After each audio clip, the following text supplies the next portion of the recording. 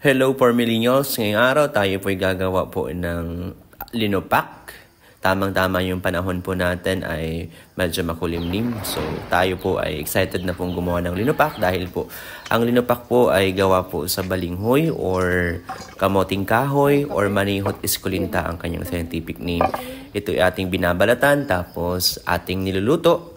Tapos ito po ay nilulupak po natin doon sa aming lusong. So sa Bicol, lusong po ang tawag po doon.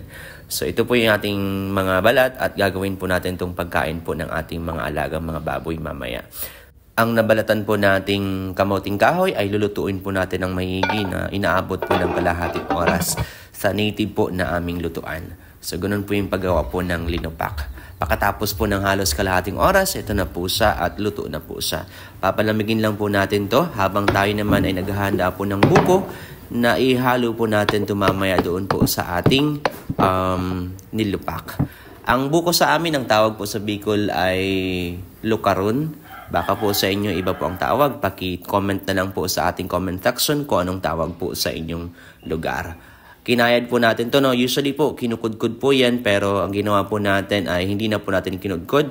Pagkos gumamit na lang po tayo ng pangkaros o yung ating pangkayod, gamit po yon para tayo ay mas magkaroon ng pino pong buko.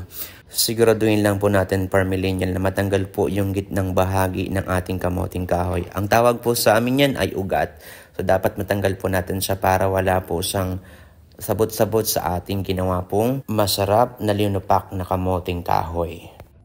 Ating inanda naman po yung ating mani.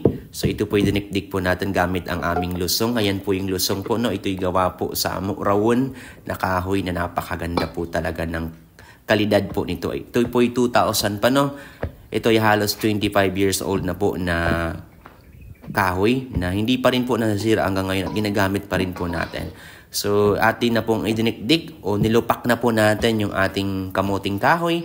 Magbaon po tayo ng lakas po sa paglinupak dahil ang kamoting kahoy po ay napakapulot po niya na mahirap po talagang lupakin. Tulad nung nakikita po natin, nahihirapan po tayo maglinupak. Mabuti tinulungan po tayo ng aking ama para po maglinupak po tayo. Nalagyan po natin ng asukal.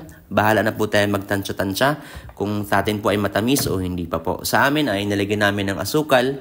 Pagkatapos po niya, nalagyan po namin yung aming kinayod na lukaron or buko po na mature na para mas masarap po siya. And then pagkatapos po niyan, ituloy lang po natin yung paglulupak para mas mahalo po natin yung mga ingredient po natin.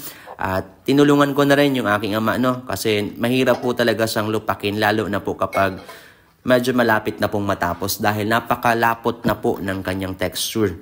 At lagi nating tandaan per millennials na ang buhay natin ay parang linupak lang. Mas lumalabas ang tunay na ikaw kapag nakakaranas ka ng napakaraming challenges sa buhay. Tulad ng linupak, ito'y lalong sumasarap dahil sa sandamakmak na paglupak. Ayan, handa na po ang linupak na kamoting kahoy natin para sa ating merenda sa araw na ito. Sana nag-enjoy kayo at meron kayong natutunan sa aming munting vlog.